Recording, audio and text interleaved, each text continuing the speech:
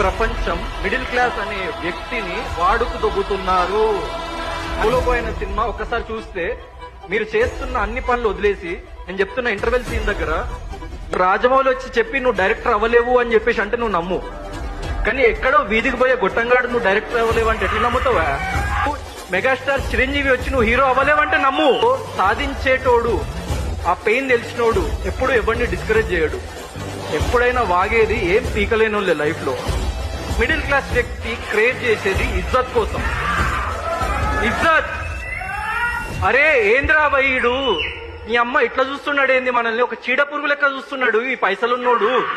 ఈ పైసలున్నోడికి ఎందుకు ఇంత బలుపు ఏంది? ఎక్కడికి వచ్చింది? వాడు మనిషే నేను మనిషే కదా అని అనిపిస్తుంది. గుర్తుపెట్టుకో, నువ్వు లైఫ్ లో ఏమీ సాధించలేవని చెప్పేసి అనేటోళ్ళు చాలా మంది ఉంటారు. దాని తర్వాత అప్పుడప్పుడు కనిపించిన అమ్మా నాన్న కూడా నువ్వు సాధించలేవని అనుకుంటూ ఉంటారు. అప్పుడు నీ దగ్గర ఒక్కడుంటాడు, వాడెవడో తెలుసా?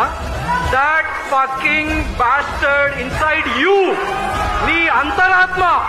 సో వాడు చెప్పిన మాట మాత్రమే విను.